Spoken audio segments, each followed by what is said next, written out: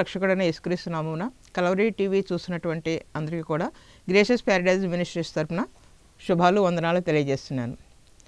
మరి ఈరోజు వాక్యము ధ్యానం చేయడానికి ప్రవక్త అయినటువంటి హగ్గయ్య ద్వారా దేవుడు ఏం మాట్లాడాడో దానిని మనము ధ్యానం చేద్దాము. హగ్గయ్యకి రాసినటువంటి గ్రంథము 1వ అధ్యాయము 6వ వచనం చదువుతున్నాను, చూడండి. మీ ప్రవర్తనను గూర్చి ఆలోచించుకొనుడి, మీ ప్రవర్తనను గూర్చి ఆలోచించుకొనుడి. మీరు విస్తారంగా విత్తినను మీకు కొంచెమే పండెను.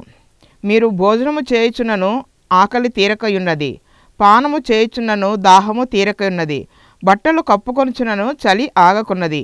పనివారు కష్టము చేసి జీతం సంపాదించుకున్నను జీతము చినిగిపోయిన సంచిలో వేసినట్లుగా ఉన్నది.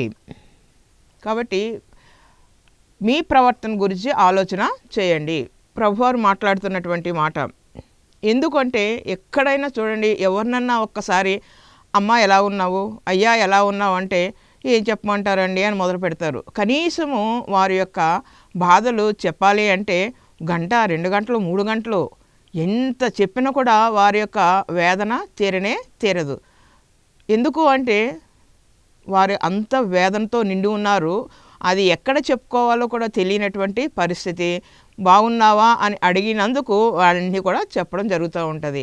ఏంటోనమ్మా, నెలంతా కష్టపడి రెక్కలు ముక్కలు చేసుకొని ఎంతగానో కష్టం చేసి సంపాదించుకుంటున్నాము, కానీ అది ఏ మాత్రం కూడా దేనికి కూడా సరిపోవట్లేదు. ఎక్కడి నుంచి వస్తాయో తెలీదు. బాగానే ఉంటాము, సడన్గా ఏదో రోగం వస్తూ ఉంటుంది. డాక్టర్ దగ్గరికి వెళ్తే టెస్టులు అంటారు, ఈ టెస్టులు అంటారు. అక్కడి నుంచి 5,000 దగ్గర నుంచి 10,000, 15,000 ఇట్లాగా వీటికే ఖర్చులు అయిపోతూ ఉన్నాయి అంటారు. పిల్లలకి స్కూల్ ఫీజులు కట్టాలి, ఇప్పుడు కాలేజెస్ ఫీజులు కట్టాలి, రకరకాలైనటువంటి మరి ఎన్నో ఖర్చులు. ఇవన్నీ కూడా ఎక్కడికి వెళ్ళిపోతున్నాయి? సంపాదన అయితే సంపాదిస్తున్నాం, కానీ ఒక్క పైసా మిగలటలేదు, సరిపోవట్లేదు.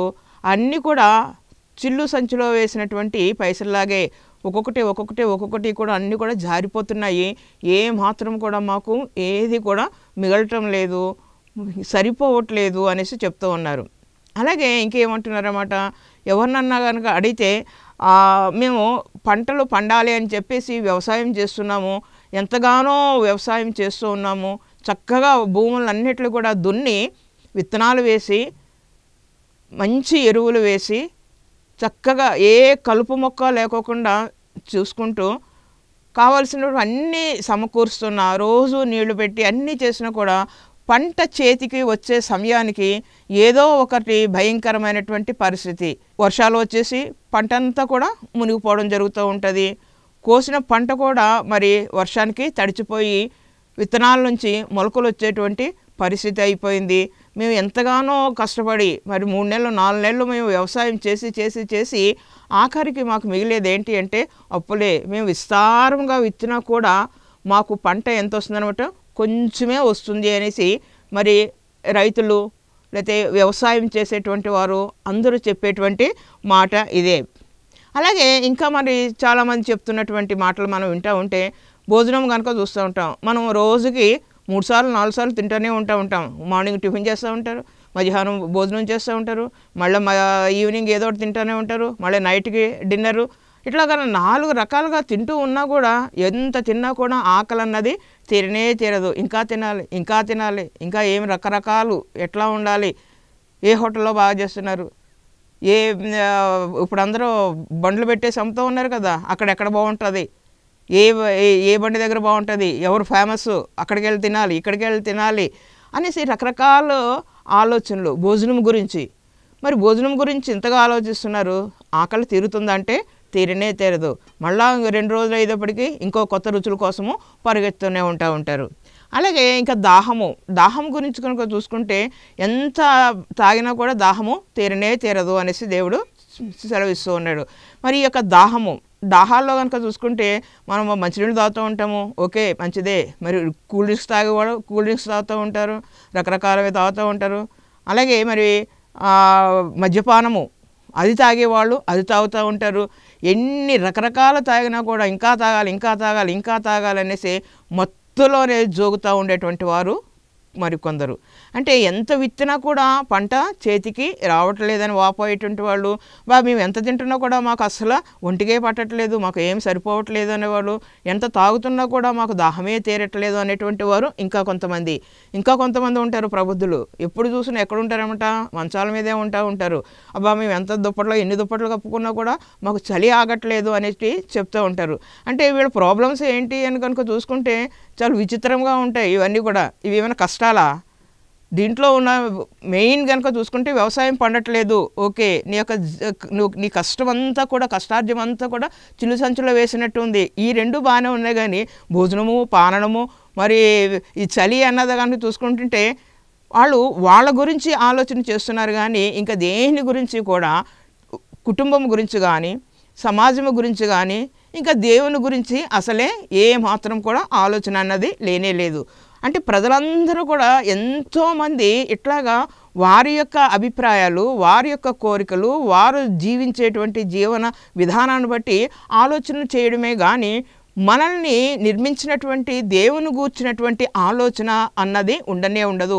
ఇవి రావడానికి కారణం ఏమిటి? ఆహారం పంటలు పండకపోవడానికి గల కారణం ఏమిటి? ఎందుకు పంట చేతికి రావట్లేదు? మరి ఎందుకు జీతమంతా కూడా ఇట్లా చిల్లు సంచులో వేసినట్టు అయిపోతూ ఉంటుంది? ఎందుకు రోగాలు వస్తున్నాయి? ఎందుకు అపవిత్రాత్మలు మా మీద దాడి చేస్తున్నవి? ఇవన్నీ కూడా ఆలోచన చేసినప్పుడు వారికి మరి దేవుడు హగ్గయ ద్వారా ఇచ్చినటువంటి మాట ఏంటి అంటే, మీరు మీ యొక్క ప్రవర్తన గురించి ఆలోచన చేయండి. నా మందిరము పాడై ఉండగా మీరు సరంబి వేసినటువంటి ఇళ్లలో మీరు నివసిస్తూ ఉంటారా అనేసి ప్రభువారు ప్రశ్నిస్తూ ఉన్నారు.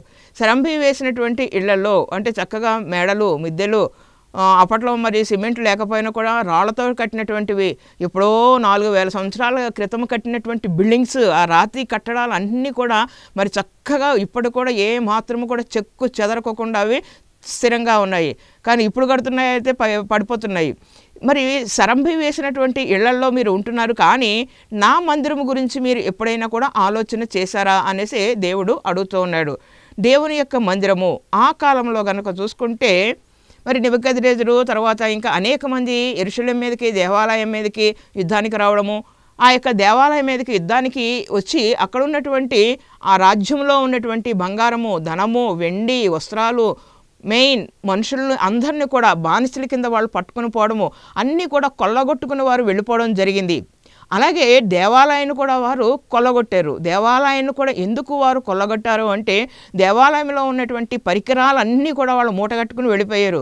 అంతేకాకుండా మందిరానికి మరి అప్పట్లో సిమెంట్ ఏమి లేదని చెప్పుకున్నాం కదా, మరి వాళ్ళు సొలొమోన్ మహారాజు ఆ యొక్క గోడలు ఎట్లా కట్టించాడు అంటే, బంగారాన్ని కరిగించి గోడల మీద పోయడం జరిగింది. అంటే మనం సిమెంట్ ప్లాస్టరింగ్ ఎట్లా చేస్తున్నామో అక్కడ అప్పుడు ఆయన బంగారాన్ని కరిగించి అట్లాగా పోయడం వలన ఆ యొక్క బంగారము కోసము ఆ యొక్క దేవాలయపు మందిరంలో ఉన్నటువంటి ఆ యొక్క ఇటుకలు అన్నిట్లు కూడా వాళ్ళు అన్నీ కూడా ఏం చేశారన్నమాట, తీసుకుని వెళ్ళిపోవడం జరిగింది. అన్నీ కూడా కొలగొట్టేసి బంగారం కోసం అంత పని చేసి మరి చరిత్రలోనో ఎంతో ఘనమైనదిగా దేవునికి ఎంతో ఇష్టమైనటువంటిదిగా కట్టబడేటువంటి ఆ మందిరాన్ని వాళ్ళు కొల్లగొట్టేసి వెళ్ళిపోయారు, తీసుకుని వెళ్ళిపోయారు, దాన్ని నాశనం చేయడం జరిగింది. ఇలా ఎన్నో మార్లు జరుగుతూనే ఉంది, ఇప్పుడు కూడా జరుగుతూనే ఉంది. మరి అట్లాంటి పరిస్థితి కనుక మనం చూసుకుంటున్నప్పుడు ప్రభువారు హగ్గయ ద్వారా మాట్లాడేటటువంటి మాట ఏంటంటే, మీరు సరంబి వేసినటువంటి మందిరాలు మీ ఇళ్లలో మీరు నివసిస్తున్నారు, నన్ను గురించి కానీ నా యొక్క మందిరం గురించి కానీ మీకు ఏమీ కూడా ఆలోచన లేదు. కాబట్టి మీ యొక్క ప్రవర్తన గురించి మీరు ఆలోచన చేసుకోండి. మీ యొక్క ప్రవర్తన ఏ విధంగా ఉండాలి, మీ యొక్క ప్రవర్తన ఎట్లా ఉండాలి, మీరు ఎట్లా ఉండాలంటున్నారనమాట.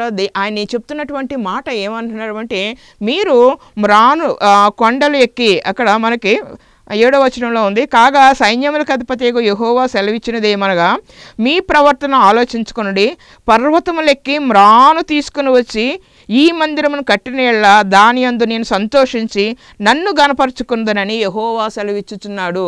మీరు ఏం చేయాలన్నమాట, మందిరాన్ని కట్టండి. ఎట్లా కట్టాలి ఈ మందిరాన్ని అని అక్కడ ఆయన చెప్తున్నాడు. మీరు పర్వతములు ఎక్కి మ్రాను తీసుకుని వచ్చి, పర్వతాలు ఎక్కాలి అంటే మరి పర్వతాలు చూస్తూ ఉంటాం, దూరపు కొండలు చాలా బాగుంటాయి, చూడడానికి ఎంతో పచ్చగా ఉంటాయి, చెట్లతో చాలా బాగుంటుంది, చాలా అందంగా ఉంటుంది. దూరపు కొండలు నునుపు అంటారు, అబ్బో చాలా బాగున్నాయి అనుకుంటూ ఉంటాము. మరి కొండలు ఎక్కడం అంటే అది సామాన్యమైనటువంటి మాట కానే కాదు. కొండల దగ్గరికి అక్కడికి వెళ్ళినప్పుడు దాన్ని ఎక్కడానికి ప్రయత్నం చేసినప్పుడు కాలు తీసి కాలు వేయాలి అంటేనే చాలా భయంకరంగా ఉంటుంది. ఎందుకంటే ఏ రాయి మీద మనం కాలు వేస్తే ఆ రాయి కరెక్ట్గా అక్కడ ఉంటుందో ఉండదో చెప్పలేము. అది దొరికిపోయి కింద పడిపోతే దాంతోపాటు ఎక్కుతున్నటువంటి వాళ్ళు కూడా పడిపోయేటువంటి ప్రమాదం ఉంది. అదేవిధంగా మరి ఇంకా ఏముంటాయంటే భయంకరమైనటువంటి ముళ్ళు ఉంటాయి. ఇంకా కనుక చూసుకుంటే భయంకరమైనటువంటి తేళ్ళు, ఆ తేళ్ళు మామూలు తేళ్ళు కాదు, ఇనప తేళ్ళు అంటారు కదా, అవి కుట్టాయంటే కూడా చనిపోయేటువంటి పరిస్థితి. అట్లాంటి తేళ్ళు, పాములు, ఇంకా భయంకరమైనటువంటి సర్పాలు ఇవన్నీ కూడా ఉంటాయి. వాటన్నిటిలో కూడా దాటుకుంటూ పర్వత శిఖరము పైన ఉన్నటువంటి ఆ యొక్క శిఖరము మీదకి మీరు వెళ్ళి అక్కడ ఒక మ్రానును కొట్టి దానిని తీసుకుని రండి అనేసి ప్రభువారు సెలవిస్తున్నారు. అంటే ఈ మందిరాన్ని నిర్మించాలి అంటే ఎంత మరి ఉన్నతమైనటువంటి ప్రాంతానికి నడిచి వెళ్ళాలో అక్కడ ఆయన చెప్తున్నాడు. మొట్టమొదటిగా ఆ కొండ ప్రాంతానికి వెళ్ళడానికి మీరు కొండ ఎక్కి ఆ మ్రానును కొట్టి దానిని తీసుకుని వచ్చి నా మందిరాన్ని నిర్మించండి అనేసి అని చెప్తూ ఉన్నాడు. మరి ఆ కొండ మీదకి ఎక్కిన తర్వాత మరి అదే చెట్టును కొట్టి దానిని భుజం మీద పెట్టుకొని మరలా తిరిగి కిందకి రావాలి. మరి తిరిగి క్రిందకి రావాలంటే వెళ్ళేటప్పుడు ఒంటరిగానే వెళ్ళాడు, ఒక గొడ్డలే చేత్తో పట్టుకుని వెళ్ళి ఉండవచ్చు. కానీ తిరిగి వచ్చేటప్పుడు కనుక చూసుకుంటే ఆ యొక్క పెద్ద మ్రానుని కొట్టి తీసుకుని వస్తున్నప్పుడు ఆ మ్రాను చాలా బరువుగా ఉంటుంది. మరి ఆ మ్రానుని బ్యాలెన్స్ చేసుకుంటూ ఒక్కొక్క అడుగు క్రిందకి వేస్తున్నప్పుడు ఏ మాత్రము కొంచెము తొందరపడా, ఏ మాత్రము అజాగ్రత్తగా కాలు వేసినా కూడా ఆ పైన ఉన్నటువంటి ఉన్నత స్థలంలో ఉన్నటువంటి ప్రదేశంలో క్రింద పడిపోవడమే కాదు, జారుకుంటూ భయంకరంగా దొర్లుకుంటూ పడిపోయేటువంటి పరిస్థితి, భయంకరమైనటువంటి పరిస్థితులు ఎదుర్కోవాల్సినటువంటి వస్తుంది. రక్తసిక్తం అయిపోవడం జరుగుతూ ఉంటుంది, రక్తాలు కారిపోతూ ఉంటాయి, ఎన్నో ప్రాబ్లమ్స్ ఎదురవుతూ ఉంటాయి. అంటే మందిరము కట్టడము అన్నది ఒక సామాన్యమైనటువంటి విషయము కానే కాదు. హల్లెలూయా. మందిరము కట్టాలి అంటే మందిరము కట్టాలి అనుకుంటే మరి మనము మొన్న న్యూస్లో చూస్తూ ఉన్నాము. ఆ యొక్క హిమాలయ పర్వతాలు ఎక్కడానికి ఒక ట్రెక్కింగ్ వాళ్ళు అంతా కూడా కొంతమంది వెళ్తే అందరూ దాంట్లో మంచు తుఫాన్లో కూడా వాళ్ళకి అసలు వాళ్ళ దగ్గర ఉన్నటువంటి కూడా అన్ని ఫెయిల్యూర్ అవ్వడము, మంచు తుఫాన్లో ఇరుక్కుపోవడము, చాలామంది గల్లంతైపోయారు, చనిపోయారు. భయంకరమైనటువంటి పరిస్థితి. అంటే కొండలు ఎక్కడము అనేది చాలా భయంకరమైనటువంటిది, మరణాన్ని కోరినట్టే.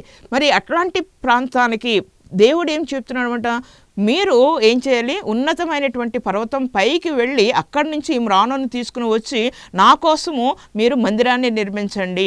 మీరు ఎప్పుడైతే మందిరాన్ని నిర్మిస్తారో ఆ మందిరంలో నేను నివసించి నన్ను నేను ఘనపరుచుకుంటాను అనేసి దేవుడు వాగ్దానం చేస్తున్నాడు. హల్లెలూయా. వాగ్దానం చేసినటువంటి దేవుడు నమ్మదగినటువంటి దేవుడు. ఆయన మరి ఒక్క అడుగు ఎవరైతే ముందుకు వేసి దేవుని యొక్క మందిరాన్ని కట్టాలి అనుకుని వెళుతూ ఉంటారో తోడై ఉండి నడిపించేటువంటి దేవుడు. మరి ఇట్లా మందిరాలన్నీ కూడా కట్టుకుంటూ వెళ్ళిపోతూ ఉంటాయి. ఎక్కడ చూసినా కూడా మందిరాలే కనిపిస్తూ ఉంటాయి. ఎక్కడ చూసినా కూడా మందిరాలే కనిపిస్తూ ఉంటాయి. మందిరంలో మనుషులు ఉండరు, మందిరంలో మనుషులు మనకి కనిపించరు. అంటే అర్థం ఏంటి అనమాట, మందిరంలో మనకి కావలసినది మరి ఎవరు ఎక్కడ ఆయన చెప్తున్నటువంటి మాట కనుక చూసుకుంటే ప్రభువారు చెప్పింది, నేను ఇజ్రాయేలీ ప్రజల మధ్య నివసించాలి అనుకున్నాడు. తర్వాత ఆయన చెప్తున్నటువంటి మాట, నేను ఎక్కడ నివసించాలి అంటే నా మందిరము అంటున్నాడు. ఆ మందిరము ఎవరంటే మనమే. దేవుడు ఎక్కడ నివసించాలనుకుంటున్నాడనమాట, మనలో ఆయన నివసించాలి అనేసి ఆయన అనుకుంటూ ఉన్నాడు. మరి మనలో ఆయన నివసించాలి అనుకుంటున్నప్పుడు ఆయనకి ఉన్నతమైనటువంటి స్థానం మనము ఇవ్వాలి. మరి ప్రభు ఎక్కడో నివసించాలనుకుంటున్నారంటే మన యొక్క హృదయంలో ఆయన నివసించాలనుకుంటున్నాడు. మందిరాలు కట్టడం కాదు, మనమే ఆయన యొక్క మందిరముగా తయారు కావాలి. మన యొక్క హృదయంలో ఆయన నివసించాలి. కాబట్టి మన హృదయం ఏ విధంగా ఉంది ఆలోచన చేసుకోవాలి. ముందు చెప్పాను కదా, మరి పర్వతం ఎక్కాలి అంటే పర్వతం నిండా కూడా ఏముంటాయి, పెద్ద పెద్ద ముళ్ళకంపలు ఉంటాయి అనేసి. అట్లాగే మన యొక్క హృదయంలో కూడా అనేక రకాలైనటువంటి ముళ్ళు ఉంటాయి. ఆ ముళ్ళు చెప్పాలి అనుకుంటే చాలా పెద్ద పొడుగు లిస్ట్ ఉంటుంది. కోపము, పగ, ద్వేషము, అసూయ, మదము, మత్సరము, ఇంకా రకరకాలైనటువంటి ఈ లోక సంబంధమైనటువంటివన్నీ కూడా ఉంటూనే ఉంటాయి. ఎవరనేది ఒక మాట అన్నారంటే, నన్నంటావా అంత మాట, నేను మాట పడను అని చెప్పేసి నోటితోటి ఇష్టానుసారముగా మాట్లాడిస్తూ ఉంటారు. రకరకాలైనటువంటి బూతు మాటలు, తిట్టడాలు, కొట్టుకోవడాలు, ఎంతో మరి దేవుని తెలియనటువంటి బిడ్డలు కాదు ఇవన్నీ చేసేది. దేవుడంటే తెలిసినటువంటి బిడ్డలు కూడా ఇదే మార్గాన్ని అనుసరించడం మనము చూస్తూనే ఉంటాము. మరి ప్రభువారు ఎక్కడుంటారు? వారి హృదయాల్లో ఉండాలి అంటే, దేవుడు మన యొక్క హృదయంలో ఉండాలంటే మొట్టమొదటిగా మనము మన యొక్క హృదయాన్ని శుద్ధీకరించుకోవాలి. కోపం ఆ యొక్క ముళ్ళు తీసివేయాలి. అట్లాగే రాళ్ళు ఉంటాయని చెప్పాను. రాళ్ళు క్రింద కూడా మరి విషసర్పాలు ఉంటాయి, తేళ్ళు ఉంటాయి, పాములు ఉంటాయి, జరులు ఉంటాయి, ఇంకా రకరకాలైనటువంటి ఉంటాయి. ఇవన్నీ కూడా హృదయంలోనే ఉంటూ ఉంటాయి. కాబట్టి ఆ యొక్క హృదయంలో నుంచి వాటిని తొలగించుకోవాలి. ఆ పాముని అంటే ఎప్పుడు చూసినా బుసలు కొడుతూనే ఉంటారు అన్నమాట. అట్లాంటి ఇవన్నీ కూడా తీసివేసుకోవాలి. తేలు ఎప్పుడు ఎవరిని కుట్టాలా అని చూస్తూ ఉంటారనమాట. ఎక్కడైనా ఎవరైనా ఒక చిన్న మాట అన్నారంటే 10 మాటలు అనేసి వాళ్ళని ఎంతగానో హెరాస్ చేస్తూ ఉంటారు. మరి ఇట్లాంటివన్నీ కూడా తట్టుకోలేక అవతల వాళ్ళు ఉరిపెట్టుకుని చనిపోవడం జరుగుతూ ఉంటుంది. భయంకరమైనటువంటి పరిస్థితి. అంటే హృదయంలో ఉన్నటువంటి ఈ భావాలు, కోపాన్ని కానీ, ఈ యొక్క పగని, ఈ యొక్క ద్వేషాన్ని మొట్టమొదటిగా తీసివేసుకోవాలి. హృదయం నిండా కుళ్ళు పెట్టుకుని దేవా దేవా దేవా అని వచ్చే అంటే ఆయన వస్తాడు, చూస్తూ ఉంటాడు. కానీ హృదయం అంతా కూడా వీటితో నిండిపోయి ఉంటే ఆయన నీ యొక్క హృదయంలోనికి ఎట్లా వస్తారు? కాబట్టి హృదయ శుద్ధిగా మనము ఉండాలి. మన యొక్క హృదయాన్ని మొట్టమొదటిగా మనము శుద్ధీకరించుకోవాలి. మన యొక్క హృదయములో నూతనమైనటువంటి హృదయముగా ఉండాలి. దావీదు అదే మాటలు చెప్తాడు, నూతన హృదయాన్ని నాకు దయచేయమనేసి ఆయన ప్రార్థన చేస్తూ ఉంటాడు. నాలో ఉన్నటువంటి ప్రతి విధమైనటువంటివి ఈ లోకపు ఆశలు కానీ, ఈ లోకపు చెడ్డ అలవాట్లు, వ్యభిచారము, దొంగతనము, ఇవన్నీ కూడా మరి ఇతరుల యొక్క ఆస్తుల గురించి కానీ ఇవన్నీ కూడా తీసివేసుకోవాలి. తీసివేసుకున్నప్పుడే హృదయము శుద్ధీకరించబడుతూ ఉంటుంది. మరి అట్లాంటి మందిరంలోనే ప్రభువు నివసిస్తాను అనేసి ఆయన చెప్తూ ఉన్నాడు. ప్రభువు మన యొక్క హృదయంలోకి వచ్చినప్పుడు ఆ యొక్క మనిషిలో కలిగేటువంటి మార్పు మొట్టమొదటిగా ఏంటనమాట? శాంతి, సమాధానము. శాంతి సమాధానాలు ఆ యొక్క మనిషిలోకి వస్తూ ఉంటాయి. మరి చాలామంది ప్రార్థనకి మరి వస్తున్నప్పుడు కానీ, ఇతరులకి సువార్త ప్రకటన చేస్తున్నప్పుడు ఎన్నో రకరకాలైనటువంటి ఇబ్బందులు ఎదుర్కోవాల్సి వస్తూ ఉంటుంది. అనేక రకాలైనటువంటి మాటలు పడవలసి వస్తూ ఉంటుంది.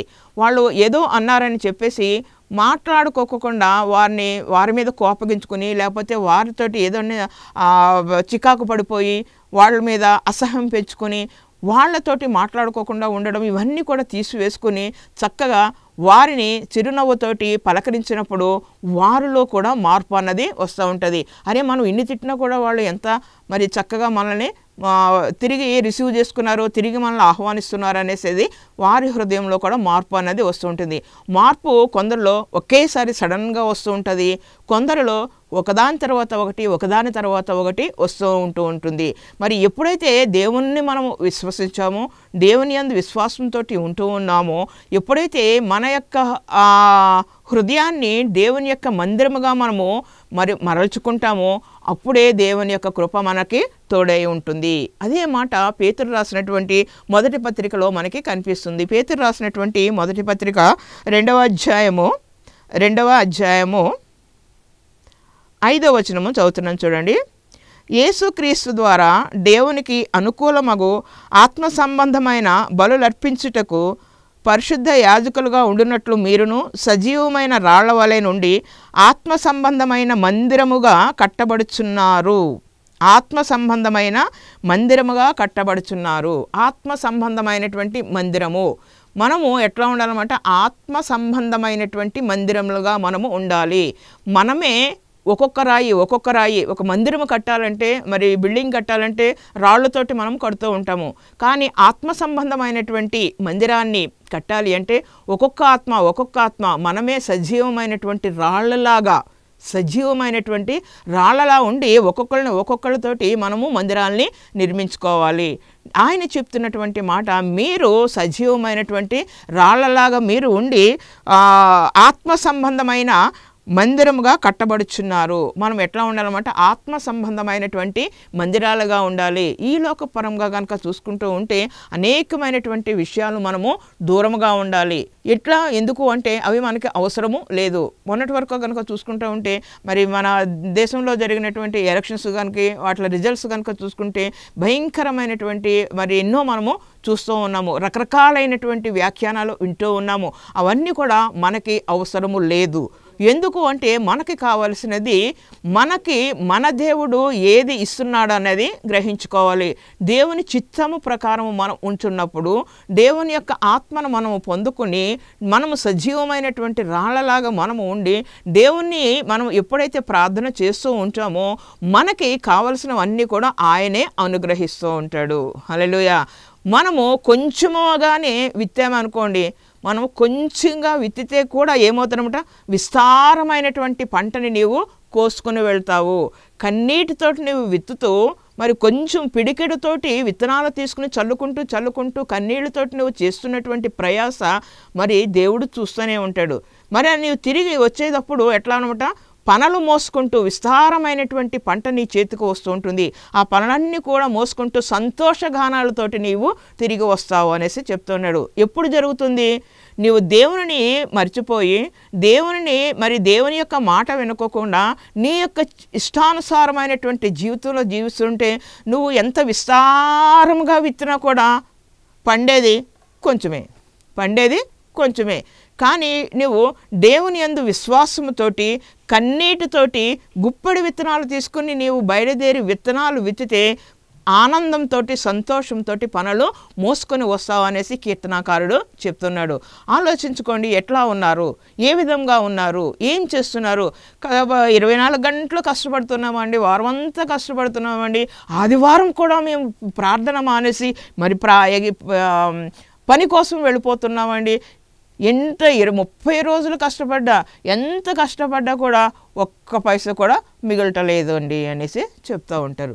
నిజమే, నువ్వు ఎంత సంపాదించినా కూడా అది ఏమైపోతుందనమాట? చిల్లు సంచిలో వేసినటువంటి నాణాలలాగే ఒక్కొక్కటి వెళ్ళిపోతూనే ఉంటుంది. పాలవాడి దగ్గర నుంచి, ఇంటి అద్దె దగ్గర నుంచి, కరెంటు బిల్లు దగ్గర నుంచి, లేకపోతే ఇంకా పెట్రోల్ దగ్గర నుంచి, మరి స్కూల్ ఫీజుల దగ్గర నుంచి ప్రతి దానికి కూడా వెళ్ళిపోతూ మళ్ళీ తిరిగి చూసుకునేటప్పటికి ఏముంటుంది అనమాట? అక్కడ అప్పులే. అదే నీవు దేవుని యందు నమ్మకంతో ఉన్నావు అనుకోండి, దేవునితో నమ్మకంగా ఉన్నప్పుడు దేవుని యొక్క కృప నీకు తోడై ఉంటుంది. కాబట్టి నీవు ప్రార్థన చేస్తే దేవుడే నీకు వచ్చినటువంటి కొంచెం రాబడి అయినా కూడా, కొంచెం శాలరీ అయినా కూడా, నీకు 10,000 జీతమే రావచ్చు, 15,000 రూపాయలే రావచ్చు, అయినా కూడా నీ ఇంటిలో ఏ లోటు కూడా ఉండదు. చక్కగా అన్నీ కూడా దేవుడు దీవిస్తాడు, అన్నిటిని కూడా దేవుడు ఆశీర్వదిస్తూ ఉంటాడు. నీకు ఏ విధమైనటువంటి లోటు ఉండదు. అంతేకాకుండా నీ దగ్గరికి ఏ విధమైనటువంటి రోగము కూడా రాగదు, ఏ రకమైనటువంటి జబ్బు కూడా రాదు. హల్లెలూయా. ఇప్పుడు మరి నా వయసు 65 సంవత్సరాలు, నా మెడికల్ బిల్ ఎంతో తెలుసా? 300 రూపాయలు. అది కూడా ఒక బీపీ ట్యాబ్లెట్ ఒకటి, షుగర్ ట్యాబ్లెట్ ఒకటి వేసుకుంటూ ఉంటాం. 300 రూపాయలు నా యొక్క మెడికల్ ఖర్చు. దేవుని యొక్క మహాకృప అనుభవించినటువంటి వారికే తెలుస్తూ ఉంటుంది.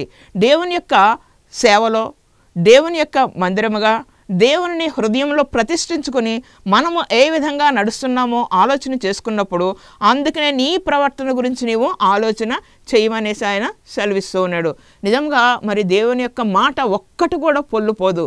నీవు కొంచెముగా తిన్నా తృప్తిగా ఉంటావు, కొంచెముగా త్రాగినా కూడా, తాగడం అంటే తాగుడు కాదు, దాహానికి మనం తాగేటువంటి మంచినీళ్ళు ఇవి మనకి ఎంతో తృప్తిగా ఉంటుంది.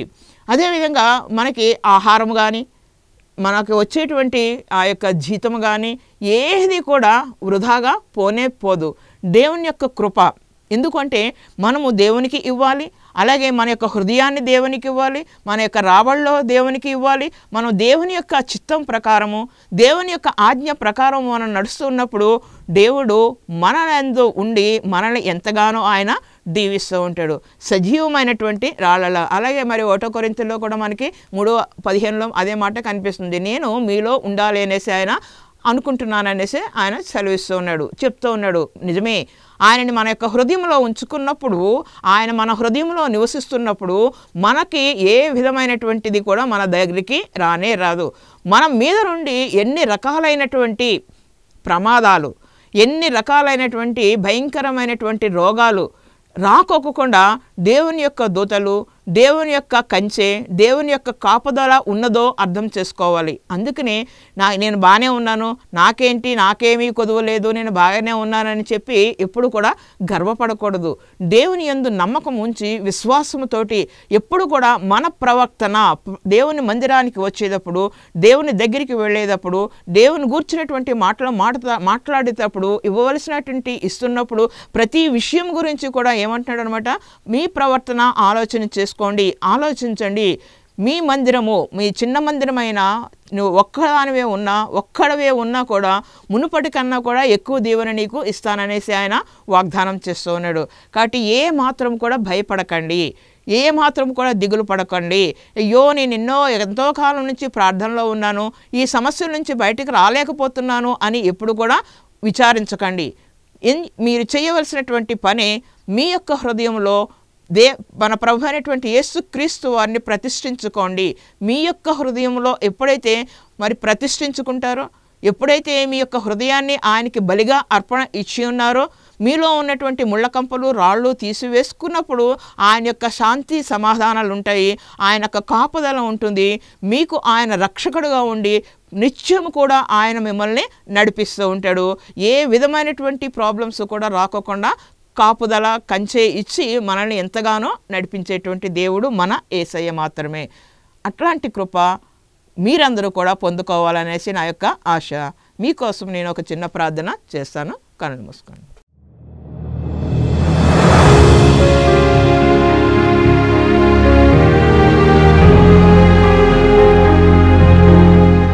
సకల శిష్యులకు కారణభూతుడైన మా దేవా, నీకే వందనాలు, స్తుతులు, స్తోత్రాలు తండ్రి.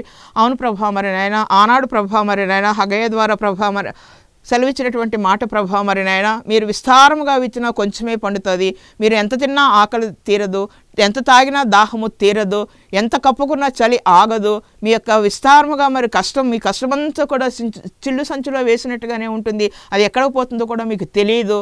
కాబట్టి మీ యొక్క ప్రవర్తన మార్చుకోండి అనేసి ప్రభా మరి నాయన హెచ్చరిస్తున్నటువంటి మా దేవ. అవును ప్రభా, మరి నాయన మా యొక్క ప్రవర్తనని, మా యొక్క ఆలోచనని మేము ఎప్పుడైతే మార్చుకుంటామో అప్పుడే ప్రభా మరి నాయన నిండైనటువంటి దీవెనలు పొందుకుంటారని ప్రభా మరి నాయన పేతురు రాసినటువంటి పత్రికలో మీరు సెలవిస్తూ ఉన్నారు తండ్రి. కృపగలిగినటువంటి మా దేవ, ఈ యొక్క వాక్యం విన్నటువంటి ప్రతి బిడ్డ కూడా ప్రభా మరి నాయన వారి యొక్క హృదయంలో ఉన్నటువంటి ప్రతి విధమైనటువంటి మరి నాయన ఆ యొక్క విచారాలు, ఆ యొక్క తొందరపాట్లు అవన్నీ కూడా తీసివేసుకుని ప్రభా మరి నాయన నీ కోసం వారి యొక్క హృదయాన్ని అర్పణ చేసుకుని, ఎవరైతే నిన్ను వారి యొక్క హృదయాల్లో ప్రతిష్ఠించుకుని, ఎవరైతే వారే నీ యొక్క మందిరముగా ఉంటారో ప్రభా మరి నాయన వారిని దీవించి ఆశీర్వదించి నీ యొక్క నిండైనటువంటి కృపలతో నింపవలసిందిగా త్వరలో రానున్న మా ప్రభువుని బట్టి మిక్కిలి వినయంతో బ్రతిమాలు వేడుకుంటున్నాం తండ్రి. ఆమేన్. మన తండ్రి అయిన దేవుని ప్రేమయు, మన ప్రభువైన యేసుక్రీస్తు కృపయు, పరిశుద్ధాత్మ యొక్క అన్యోన్య సహవాసము సదాకాలము ఈ యొక్క కల్వరి టీవీ చూస్తున్న ప్రతి బిడ్డ మీద కుమ్మరించబడును గాక. ఆమేన్.